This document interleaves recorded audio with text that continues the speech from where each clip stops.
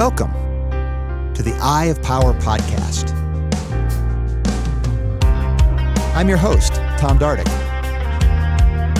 But this podcast is not about me. It's about you and your power. It's time to claim yours.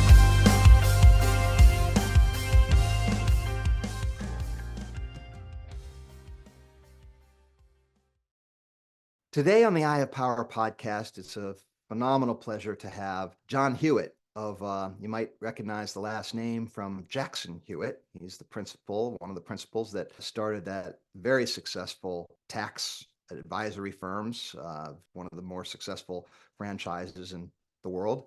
He had another one, Liberty Tax. And so he's had a couple of very, very successful business ventures that has resulted in him changing the lives of literally thousands of people. He's made over 1,000 millionaires and has created a ripple effect in the world that is pretty hard to measure. And so we'll talk about how he was able to do that, what it is about him and the way he looks at things that led to his ability to be able to make that kind of impact. So help me welcome John Hewitt to the Eye of Power podcast. So John, I want to thank you for your time today. I don't get the opportunity to interview somebody that has your particular resume that often, so I'm thankful for that gift. So I'll just want to kind of get in with you as to your kind of personal story as to what drove you to make such a big splash in this world. Maybe start with what you kind of your formative thoughts and philosophy and how that sort of played out over time. I kind of, I've always been driven and always been a competitor and always wanted to be best at whatever I did and always been a bad loser.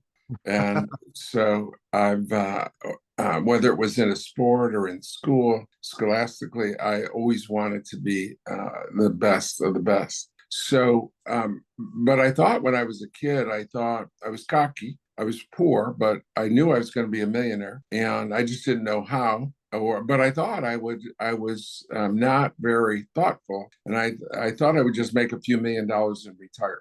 And along the way, I realized that the treasure at the end of the rainbow is anticlimactic. It's the joys in the journey. Yeah. So I've spent my 55-year career changing lives. I've created 1,000 millionaires. I've brought in 5,200 people into franchising, and they had hundreds, thousands of employees. So I've just been a major change catalyst for so many people, and just I'm so blessed to be able to do that. You know, I heard the actor Denzel Washington, he did a commencement speech, and I was shocked for a moment. He said, you know, the most selfish people in the world are people that help others. And I said, what? And he said, because they're so happy. And he said, and there's really no joy for me, nothing that happens to me each and every day other than that makes me happier than changing lives and improving lives.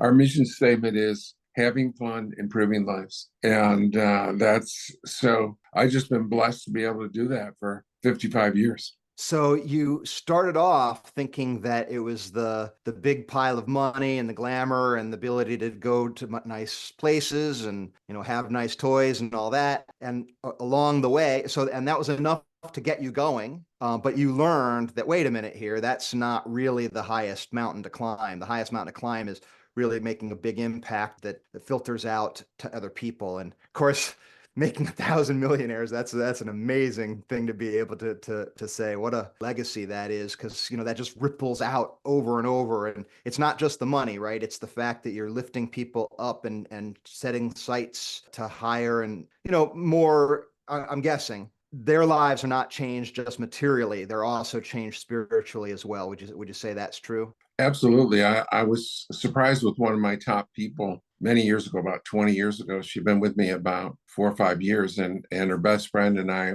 were having dinner. And come to find out, she became a millionaire. But come to find out, when I hired her, she had been being verbally abused by her husband. And once she began making more money than him, that everything changed around. and their relationship changed. And so it's not just, you're exactly right. And it's one thing making someone a millionaire, it's another giving them self-confidence, independence, and joy of their life. And also, Tom, it's generational, and other people are paying it forward. When I change someone's lives, they have, let's say they have a handful of children, then it changes the children's lives and then their children's lives. So this is people, even if they don't pay it forward to others, which they almost always do, with employees and charities and so forth, they're paying it forward in their family. So I mean, the impact is just so incredible. It's hard to fathom. It's really amazing. It moves me every time I think about this. I always think of the movie It's a Wonderful Life because, you've been able to live this out. I think a lot of people, they do it in perhaps not as pronounced ways, but I think everybody does have the opportunity to have that impact on the world around them. And maybe they sell themselves short a lot of times. You were able to come up with a system, some innovations that were able to then be shared and franchised, and you saw a way to deliver value at scale. That was perhaps the reason the tower got so tall. Are there other factors that were able to expand your reach? You're right. First of all, not everyone is as blessed as I am, and I'm way more blessed than the average person. So none of what I've done has come from John Hewitt. Just went out and was better than anyone else without God's help. I mean, God gave me these blessings, and I've been fortunate enough. Most people don't use their blessings, and it's to whom much is given, much is expected. And I find people fall short. So even if you can just change one person's life, and that's all the capability you have, right? And that's all the God-given abilities you have.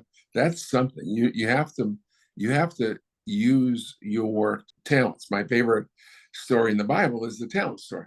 And the one servant got 5 talents, and the other got 2, and they both doubled. And the master said the same words to each of them: all the treasures of heaven and earth will be yours, right? And so someone only had 2 abilities and the other had 5. But yeah, I think I've just been given so many blessings, and like a perfect storm, right? I mean, I've just had the right characteristics. And when you said all of the characteristics, one of the most common questions I've ever been asked in my career is, what's the most important thing in massive success in building? I built 2 chains of 10,000 offices with $1.5 billion value, 2 public companies, 2 of the top 100 retail chains in the country, and so blessed. But people say, well, what is it?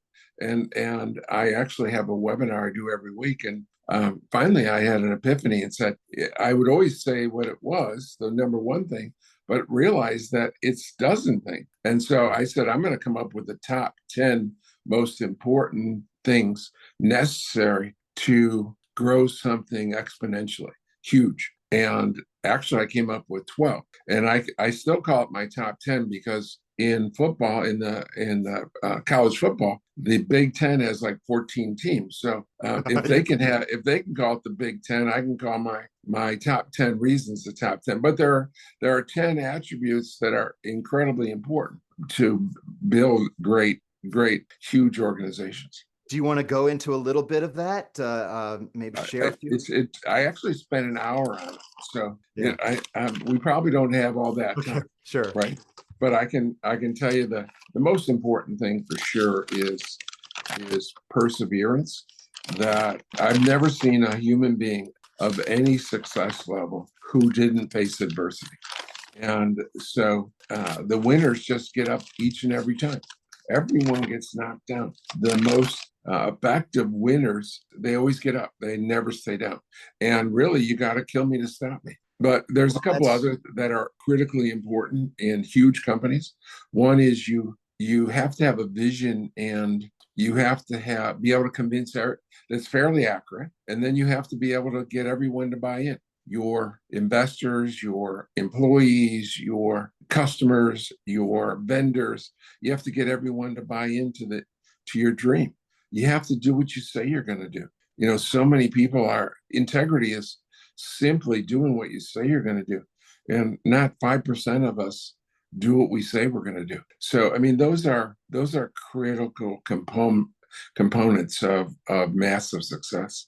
I always think of Don Miguel Ruiz's 4 agreements, where one of the agreements is be impeccable with your word. And the thing about those 4 agreements is that they're simple to say and hard to do, right? So, integrity is a word thrown around a lot because everyone recognizes its importance, but how much effort goes to maintaining the feed and caring of our integrity. It's we want to. Well, let me ask before I go on. Let me ask you what your view is. How do you think people in general maybe squander their integrity? What do you think the traps are that they fall into, John? Yeah, I watch it. Of course, I've helped so many people, and and mentored and coached so many people, and had so many discussions with potential and existing franchisees, and almost no one is mentally committed once they say something. That they'll say, I'm going to do this within a year, I'm going to accomplish this. And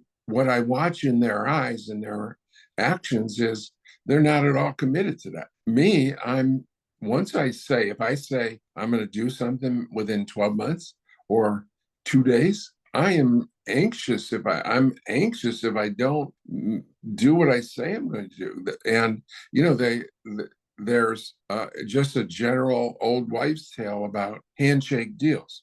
Back 100, 150 years ago, used to be able to shake a man's hand and make a deal. You can't do that anymore. I mean, even if you have a huge agreement, 100-page, 500-page agreement, people violate it left and right. So the old integrity of a handshake deal has totally disappeared. So it's really it's become common practice and we see it in every walk of life, especially with politics, for example. Have you ever seen someone run for an office that did what they say they were going to do? I mean, that's absolutely unheard of. So we see so many examples of people that don't mean what they say, don't stand behind what they say, that you can't count on them, that it's just become common practice. It's a shame. I mean, I think about, you can almost go to if you go to weddings and you can sort of tell, you're making a lifelong vow and you can almost tell whether the people are really getting married or if they're just trying marriage on for size, right? And it's a similar thing there, right? I mean, because that's about as big a promise as you can make, it seems, or one of them anyway. And it's just taken so lightly, and it didn't used to. I agree with that. I'm old enough to know that and to have seen the movement. And what do you think that's about? What's at work here? Why is it worse now than it used to be? Well, as a historian and a student, lifelong student, I just see that every great civilization has crumbled from within. Yeah. Whether it's the Greeks or the Egyptians or the Romans or the British Empire, or I see that, or biblical, right? That they crumble from within. So our values have eroded, and our sinning and not being guided by a higher power. I mean, I look at school today, and they don't teach the 4 most important things in life. They don't teach about God. They don't teach about being a significant other. They don't teach how to raise children, and they don't teach you how to become independently wealthier or independent financial situation. The 4 most important things you don't learn, but you can learn how to have a sex change at 7 years old or something. I mean, disgusting. I mean, where are the basics?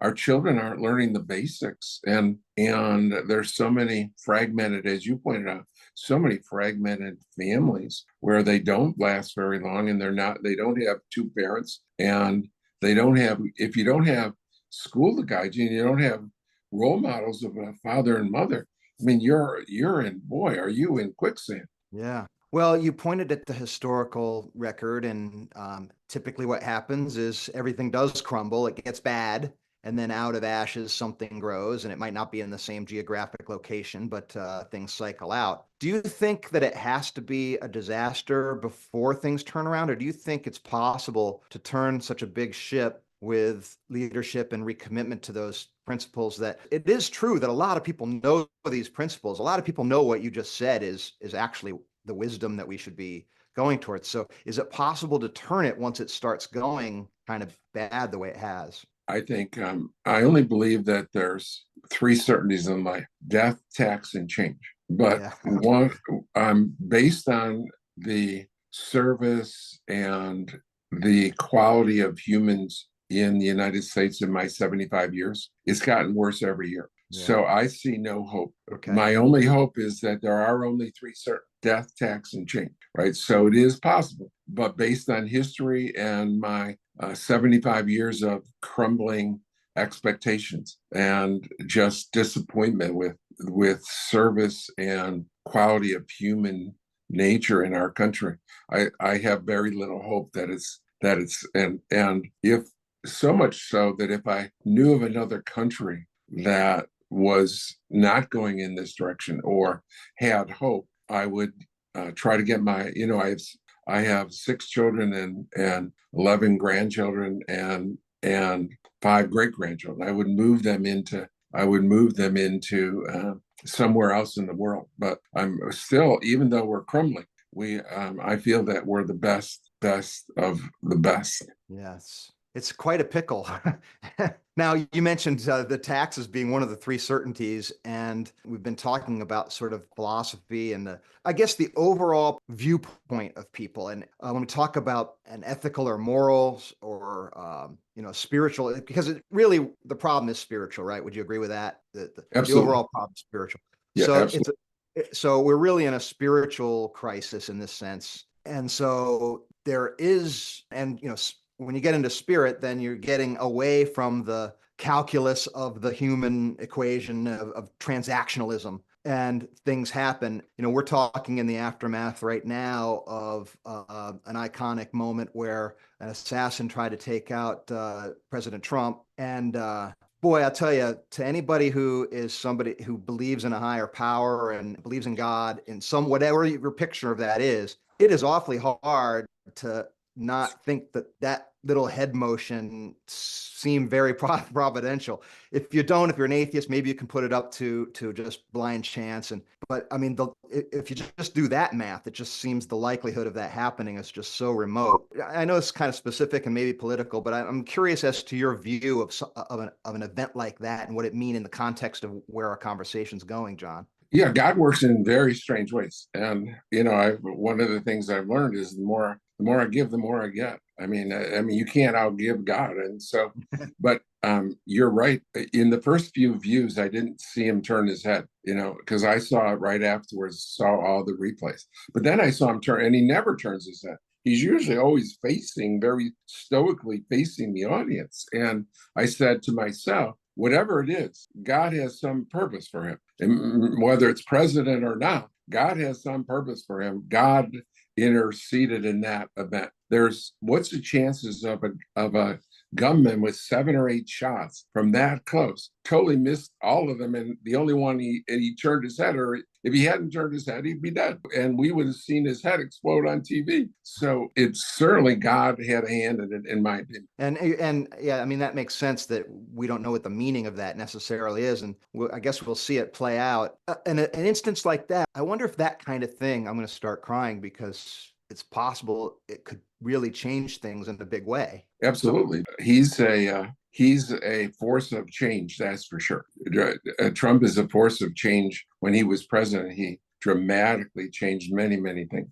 Yeah, and I know that for those that are listening, that some people think he's like the Antichrist, the absolute opposite of somebody that God would want to save his life. So, there's that view out there too. And there's plenty of things that he's said and things that he's done that people make that case with. So it's not real clear to somebody who's trying to kind of figure it all out, what all this means. But one thing that if you and I and others who see it this way, if we think that there's a hand of providence there, well, if the hand of providence is there, it could also be elsewhere. And maybe, hopefully, it's not as dark as all that, where we have to really descend into true widespread suffering. Maybe we do. I mean, people tend to have to learn things the hard way. It's funny because I used to be a little bit more pessimistic about the future before I started doing these kinds of interviews, having the kinds of conversations you and I are having, John. But I've been talking to people that are just dedicated and talented, lifting people up, bettering the world around them in important ways. And I'm just stunned by how many people are doing that. And you don't see it very much. You don't see their work. It's always sort of, it's never put out there in the media or celebrated in really any way. But as you start meeting the people, and you've talked to, I'm sure you're a podcast guest, you talk to tons of people, you probably do see quite a few very talented people moving to try to make things better. Does that, I mean, I know you said it's like things go down and each year it gets worse, but I'm just sort of thinking, do you think that could have a possible impact? Well, of course it does. And it stops it from falling out. We're not going down a cliff, right? I mean, we're not falling off a cliff. We're just gradually going down. And Yeah. I'll say it in a different way. There are that if you do, I've helped tens of thousands of people, and 80 or 90% of them are not grateful. They're not significantly grateful, but the 10 or 20% that are grateful, they make up for all the rest that aren't ungrateful. And so there are good people with good values that are doing the right thing. And you're right that in this country there are millions of good deeds every minute that are going unnoticed and unfortunately usually unappreciated. Yeah. And I mean, even my Tom, I can't convince my children that they're just to be alive and healthy and living in the United States, you're in the top 1 or 2% most fortunate human beings that ever lived. And they're typical children that are, they complain and they whine and they just, I mean, God fearing and God loving starts with being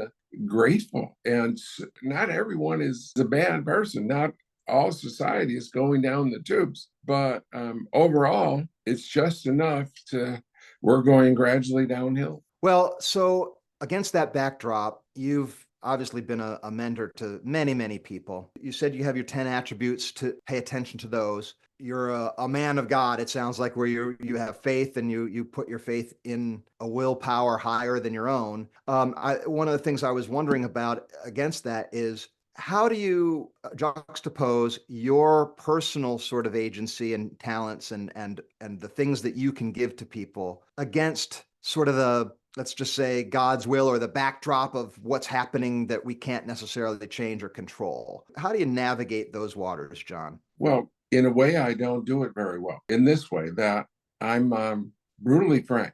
And Peter Drucker, one of my favorite business authors, said, people with great strengths have great weaknesses. I can be annoying. And so, Tom, if sometime in this interview that I thought I had advice for you, and you might have done 5,000 podcasts or 500 podcasts, or you might be the premier expert. But if I felt that there was some advice I could give you, I would feel compelled to say it. Now, normally I don't. Let's say I went into a restaurant and I got some kind of bad service. I would typically just use my feet and not go back in there again. I wouldn't complain. But if I feel that I could have an effect on you, I might be brazen enough and bold enough and obnoxious enough to tell you. And so I'm not a clever diplomat watching people's feelings when I give them advice. Okay. And so I can get into trouble for that. But I do it more than most. But I only do it if I think I can have some impact. And people don't want to change. I've never met a person that told me, I don't want to improve. I don't want to improve.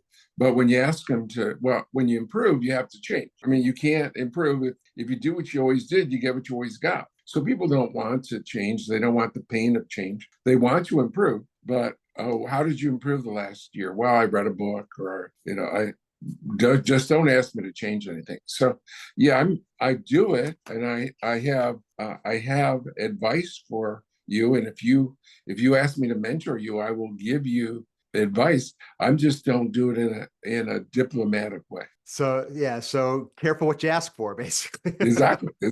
I mean, if a woman comes up to me, and even if it's my woman, and says, "How do I look?" Right? I'm going to say the truth. So if you want to be told you look good when you don't, then you shouldn't be asking me.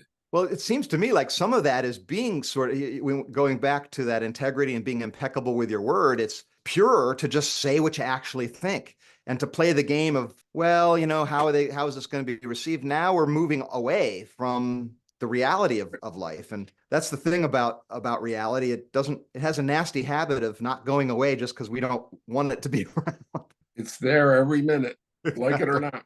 Yeah, and we talked about gratitude and integrity, and so a lot of this is, we're talking about character, right? We're talking about, and you pointed towards everyone has the idea of themselves that they want to be a better version.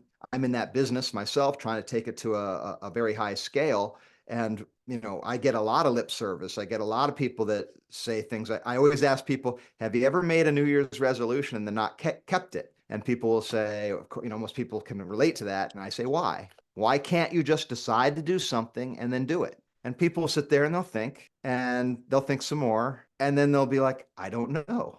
Like, it's complicated, in other words. And that's because we're complicated and there's a lot more to us than meets the eye. And some of that wants one thing and some of that wants another. And we're not willing to make sacrifices of the one so we're not really integrated and we're not really all that mature. We're not clear about what it is that matters more than what, right? So that improvement process is really just an investigation into what matters more than what, is the best I can tell. What's your view of that process, John? Yeah, I think you're exactly right. I think it's a lack of discipline. When you have a great athlete, like a Michael Jordan or a Larry Bird or a Novak Djokovic or a Mickey Mantle or quarterback like Bart Starr or just a great athlete, they put in so much work. It's Vince Lombardi, probably the greatest pro football coach ever, said and people think, he said winning isn't everything, it's the only thing. But that's not the true saying. He said preparation is the only thing, right? And so you can't win without proper preparation. And it's the discipline. I mean, when you think about those athletes that you watch on a Sunday afternoon, you're watching a football game. I mean, they spend they spent tens of thousands of hours practicing, right? And they're out there at the gym, at the running, I mean, for hours a day. And so you have to have that discipline in order to win. And the people that don't, when you talk about a New Year's resolution, I think it comes down to two major things. Number one is you didn't put enough thought into it. So you just say it so you didn't mentally commit to it. And two is the other reason is you're just undisciplined and you're never going to be a Michael Jordan, right? You're never going to be a Aaron Judge. You're just never going to make it because you just don't have that discipline. When I was a kid, if I could have been anything in my life, I would have been a ball player for the New York Yankees. But you know what? I was, even if it was possible, I did not have the discipline to go out 30 hours a week when I was 10 years old, 11 years old, 12 years old, 30, 40, 50 hours a week and learn baseball. And I didn't have the discipline to do that. So I could never reach that possibility. So it comes down to either a lack of conviction because I didn't think about it, or I just can't be disciplined enough. Even though that's my dream come true, would have been a New York Yankee, I just was not disciplined to do all that work. You weren't prepared to pay the price that particular prize cost. Exactly. And so the first part of what you were saying there is people don't make that calculus. They say they want to be, 30 pounds less and have vitality. And of course that, we all want to have a magic wand or a pill that we can take and a shortcut and all that. But when we have to really look at, okay, what's the price? Oh, I can't eat ice cream anymore. Oops, that's a big price. And hey, I love ice cream. I think that's a big price too, but it's like, what are you going to do? Right. And you got to choose one or the other. Right. Exactly. And sugar is it's the toughest thing to get. I mean, it's the worst addiction on the planet is sugar. I remember I saw a study, it was suppressed, but it was a study by a British researcher, came out in 1973, that basically asserted that if you use the same standards to regulate prescription drugs, sugar would be a banned substance for that very reason. It's right. Yeah. Just because it's ubiquitous everywhere and people use it all the time doesn't make it that it's necessarily smart, right? I mean, tastes good and it's not necessarily a narcotic, but it's bad in so many ways. And it's so seductive in so many ways that it really does lead us in bed. And then, so we're talking about sugar, but there's other things that are like sugar, right? Things that maybe not are physical, but perhaps mental or habits kinds of things. So just to kind of move towards the end, when you're seeing people that you're trying to help, mentor, or coach, or you're setting them up in with a franchise or a business, or they come to you for help, you hit on a few things here as to what they can pay attention to. What are the things that you think are the things that hold them in place, that they just, I mean, again, you talked a few, but I just want to see if there's something else you could sort of elaborate on, Yeah, that. the worst excuse ever is that's the way I've always done it. Ah, And okay. that's the way I've always done it. And I'm different from other people in a few ways, but one way is I'm fanatically committed to win. And in business, to win, you have to have the best system. And so I'm fanatically committed to have the best system. And I do know that there's no system that is working today that's going to be equally effective 5 years from now. Mhm. So I know that to have the best system, it has to be an ever improving system. So I am committed to learn and improve. And because I have to do that to keep the best system. If I love one phrase, a simple phrase, that if you're not improving, your competitor is gaining it. And I love that phrase. And most people get complacent. And even of all the millionaires I've made, and all the 50% millionaires and all the people I've changed their lives, once people get the house they want, the car they want, the education for the children they want, the pet they want, the time they want, they all stop. They get complacent. And that's where we got retirement, the word retirement. I mean, they got to kill me to stop. And God bless those people that want to retire.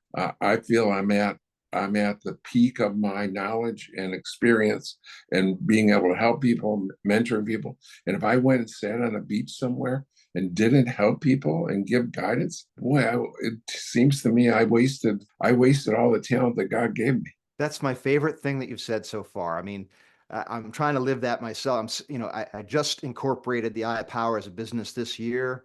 I'm approaching the age where people start thinking about retirement, and I'm like, wait a minute, I'm just starting here. I'm just starting to figure life out now. It's like I can't stop now. I got 30 years left to go here.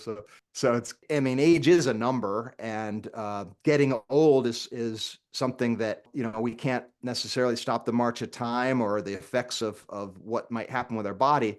Our attitude is something that we can definitely influence and think about. And, I think of it as getting old is optional almost. I think you can work, like you said, you're going to have to take you out to stop you. I just absolutely love that because, that's how it should be, right? If you're helping people, what do you want to stop helping people for? And if You you got me? keep learning and you learn more and you're that much more valuable, you can help people that much more profoundly. Why would you stop? I don't understand the mentality. Neither do I. I can't empathize with Well, that way of thinking. I think they're not thinking in those terms. Is really what they're thinking about themselves and not how they're helping other people, perhaps. Yeah, I'm. How can you believe in God and go retire somewhere and not do anything? I mean, I mean, and I guess that's almost sacrilegious because everyone retires. Almost yeah. everyone retires, but I think you got to be constantly thinking about uh, making a difference. Yeah, I mean, I do know people who've retired who, are very active in their churches or they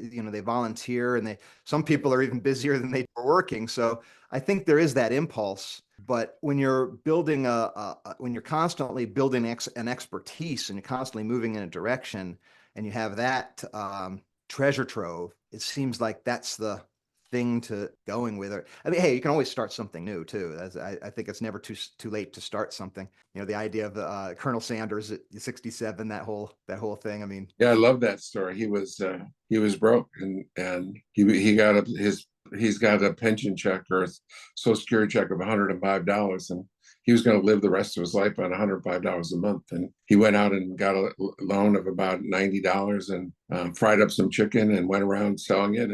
And 15, 20 years later, he was a billionaire. yeah, absolutely incredible. Yeah. So I mean, that is inspirational because if he did it, it's possible to do. Now, maybe not everybody can fry chicken the way he did. And, I'm sure there's other attributes that led to that path. but everyone has their particular gifts, right? Their particular thing that they're given that they can develop and use more. And everyone should be able to make someone else's life better. Yeah. Was there anything else you want to add that we didn't touch on yet, John? I loved our I, conversation so I far. have I have only a few more minutes, and I have 55 years of experience. So the only other way that we can do it would be to do another show. Okay, well that's something that I would love to do. I think that's a fabulous. We got plenty to talk about for sure. Right. John, thank you so much for being with us today and sharing your perspective. I am really happy with what we talked about, and it's sage words, and I hope it moves some people to nourish their gratitude, nourish their integrity, move towards being a continual learner, continual grower, and don't just shoot for whenever you think you can live on your whatever your savings is, but develop yourself as a person that contributes to the people around you in the way that only you can. So you're a fantastic example of that. So thank you so much. It's been my pleasure. Have a wonderful day. John, thanks again for being my guest today. It's quite an honor to talk to you and to gain the wisdom. We did review a bit of what you shared. I just want to take a moment to highlight a couple of things and underscore when I asked about your 10 attributes, which are actually 12 attributes for success in the world. The first one that came to mind for you was perseverance. That's something that we do have control over. Some things we don't have control over, right? But whether we're going to stop or not is a decision that we can make. I think that's something that points directly to our personal agency. So when you have a goal that you want, how bad do you want it? And the world has a way of measuring that commitment level. And so sometimes the price for that thing you want is to prove how much you want, how much you're willing to pay for it. And a lot of that price is in your perseverance. So I think that's a really good one. He also talked about vision. And of course, that's very important as a leader to get people to row in the same direction. You want their best selves going in that direction. And so you need to appeal to the universal things that they find important. Not everybody does, but you find the people that are passionate about the cause or the mission that you are pointing towards. And, you nourish that. How? Well, we talked a lot about integrity, right? So being somebody who says what you mean and mean what you say, and when you say something, somebody can take it to the bank. That's a pretty high bar. I mean, it's easy to get thrown off. It's easy to make an excuse. It's easy to have something else come up that you prefer to do when you've made a commitment, or you feel like, nah, I'm just not up for that. And you give yourself permission to slip. And it might feel right in the moment, but if it's at the cost of building your integrity, that's a super high price, because what you're doing is you're taking away the ability to build a tower, a high tower. Not everybody is going to build something as high as John Hewitt, but you can build a tower pretty darn high given your particular gifts. And if you would marshal them and make a commitment and do so with integrity and gratitude, there's no telling what kind of impact you can make. And that's all of us. Again, he acknowledged that he was gifted a lot. Obviously, he's a smart guy. Not only build those very successful organizations, but chess master, bridge master, racehorsing, anything he does, he can do well. So obviously very intelligent and very driven. So those are very powerful attributes. We all have our attributes. You have tremendous attributes. And it's a matter of systematically, because that's something else John shared, right? He shared, say, look, if I'm going to be able to remain successful, I have to learn and grow, because everybody else is going to catch up. So I can't just stay where I am. And I think that's never been more true than it is today. We talk about that a lot. So it's a matter of being in that question. How can I get better? What can I do today so that I'm better tomorrow? And so I think that's a very helpful thing, helpful question to be in. And then we didn't talk too much about it, but I would say is what we always talk about in the Eye of Power, don't do it alone. John did actually mention that earlier. He didn't do it by himself. And, that's an important thing. You get a team, you have a vision, you make commitments and keep them and get people around a thing and demand or expect that kind of same level of commitment from them. You work on discipline, you work on the attributes that are simple, but not easy. And that's where a lot of the magic of life is. And it's certainly where our center of the bullseye for it getting our agency and bringing our best self to the world lie in those areas. So that's the theme of our discussion today. Thanks again, John, and thank you for listening to us. Be well.